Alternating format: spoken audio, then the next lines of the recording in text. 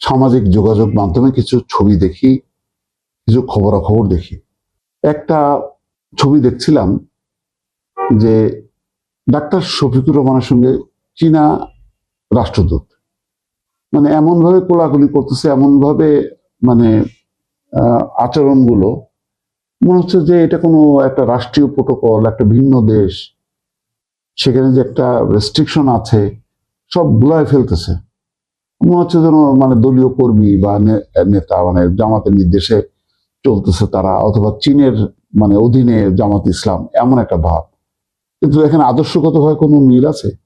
জামাত ইসলাম খোদা তালা বিশ্বাস করে, চীন খোদা তালাতে বিশ্বাসই করে না। কিন্তু এমন মাখামাখি মনে হচ্ছে যেন একটা বিশাল ব্যাপার। মানে চীন আর জামাত ইসলাম এক সময় এই চীন মাখামাখি করতো বাংলাদেশের বাম রাজনৈতিক দলগুলোর সঙ্গে, রাশেদ খান মেনন তাদের সাথে, দিলীপ বড়ুয়া।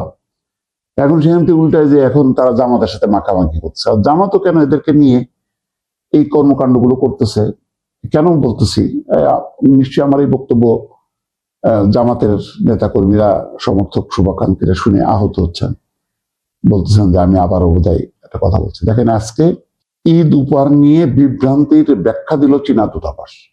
কেন ব্যাখ্যা দিতে হবে? কেন তাহলে ব্যাখ্যা দেওয়ার মতন একটা পরিস্থিতি তৈরি হয়েছে কি? সেটা খবরটা শোনেন।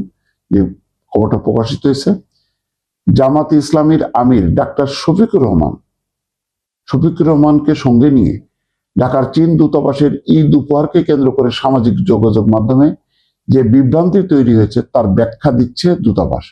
মঙ্গলবার রাতে চীনা দূতাবাসের ফেসবুকে এক পোস্টে বলা হচ্ছে, চীনা রাষ্ট্রদূতের একটি দাতব্য অনুষ্ঠান নিয়ে সামাজিক যোগাযোগ মাধ্যমে প্রকাশিত কিছু তথ্য সত্যের সঙ্গে সামঞ্জস্যপূর্ণ নয়। ভদ্রভাবে দিচ্ছে তারা। দূতাবাস বলছে, বাংলাদেশে চীনের বন্ধুত্বপূর্ণ নীতির প্রতি তারা প্রতিশ্রুতিবদ্ধ। নির্বাচিত সরকারের সুশাসনের প্রতি সমর্থন পুনর্ব্যক্ত করছে তারা। বুঝছে যে এটা গভর্নমেন্ট মাইন্ড করে কিনা, এই জন্য তাড়াতাড়ি ব্যাখ্যা দিতে বাধ্য হচ্ছে। এটা কেনই পর্যায়ে উপনীত হলো এটাও একটু বোঝা দরকার। দূতাবাস বলছে যে দুই দেশের জনগণের কল্যাণে বাংলাদেশ সরকার একসঙ্গে কাজ অব্যাহত রাখবে। মঙ্গলবার ঘটনাটা ঘটছে, মঙ্গলবার গতকালকে ঢাকার মিরপুর 10 নম্বর আদর্শ বিদ্যালয়ের মাঠে চীনা দূতাবাস ঢাকার বাসিন্দাদের মাঝে ঈদ উল ফিতরের উপহার হিসেবে খাবারের প্যাকেট বিতরণ করেছে। আচ্ছা, অনুষ্ঠানে ঢাকায় নিযুক্ত চীনা রাষ্ট্রদূত ইয়াও ওয়েন এবং বাংলাদেশ জামাত ইসলামের আমির শফিকুর রহমান উপস্থিত ছিল। সম্ভবত ওটা শফিকুর রহমানের নির্বাচনী এলাকা, সেই কারণে যেহেতু অনুষ্ঠানে চীনা দূতাবাস দুস্থদের মাঝে খাবার বিতরণ করবে সেখানে ছিল। অনুষ্ঠান শেষে জামাত ইসলামী, দেখেন বিভ্রান্তিটা কোথায়, অনুষ্ঠান শেষে জামাত ইসলামীর ভেরিফাইড ফেসবুক পেজে চীন এবং জামাতের যৌথ উদ্যোগে উপহার বিতরণের কথা উল্লেখ করা হয়। এটা হইল চীন আর জামাত, মানে এটা মনে হচ্ছে যে মানে জামাত একটা ক্ষমতায় আছে। জামাত ক্ষমতায় থাকলেও তো সে তখন সরকার হিসেবে চীনের এটা হইতে পারে। একটা দলের সাথে একটা দেশ কিভাবে যৌথভাবে মানে ঈদ উপহার বিতরণ করে, সেটা জামাত ইসলাম বেককলের মতন তারা আবার অফিসিয়াল ভেরিফাইড ফেসবুক পেজে দিচ্ছে। কাণ্ডজ্ঞান দেখেন।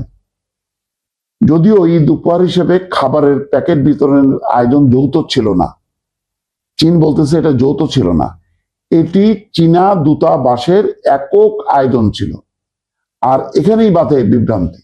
এদিন রাতে চীনা দূতাবাস ঈদ উপহার বিতরণ নিয়ে ফেসবুকে একটা পোস্ট করে।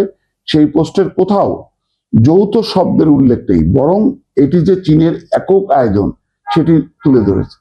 চীন ফকির নাকি যে ওই আচ্ছা জামাত ইসলাম আপনারা 1 লাখ টাকা দেন, আমরা 1 লাখ টাকা দিয়ে আসেন, আমরা যৌথভাবে দিই, এটা করবে কোনোদিন? কিন্তু জামাত লিখতেছে তার অফিসিয়াল ফেসবুকে যৌথভাবে, মানে এটা কি? তাদের অনুষ্ঠান, লোকাল এমপি হিসেবে জামাতের শফিকুর রহমান থাকতে পারেন, সেটা হইতে পারে, কিন্তু ওইটা একেবারে ক্যাপচার করে নিয়ে নিল এই অনুষ্ঠানটা জামাত ইসলাম। আমি তো বুঝলাম না। এরই মধ্যে সামাজিক যোগাযোগ মাধ্যমে চীনের সঙ্গে জামাতকে নিয়ে নানা সমালোচনা শুরু হয়। তার পরিপ্রেক্ষিতে ঢাকার চীনা দূতাবাস একটি পোস্টের মাধ্যমে তাদের অবস্থান ব্যাখ্যা করেন। চীনা দূতাবাস ব্যাখ্যার পর জামাতের পক্ষ থেকে পোস্টটি সংশোধন করা হয়। দেখেন, তারা দেওয়ার পরে তারপরে যে যৌথভাবে খাবার বা উপহার বিতরণ, এটা সংশোধন করা হয়। দেখছেন, এর আগে কি করছে শফিকুর রহমান সাহেব, তার পররাষ্ট্র উপদেষ্টা তাকে মন্ত্রীর পদমর্যাদায় পররাষ্ট্র মন্ত্রণালয়ে নিয়োগ দেওয়ার জন্য খলিল রহমানের কাছে চিঠি লিখছে। তাজ্জব ঘটনা, মানে ন্যূনতম কাণ্ডজ্ঞান থাকলে এই ঘটনাগুলো করে। এটা তো বিব্রতকর না? চীনা দূতাবাসের সঙ্গে, চীনা দূতাবাস একটা বিব্রত অবস্থার মধ্যে পড়লো না?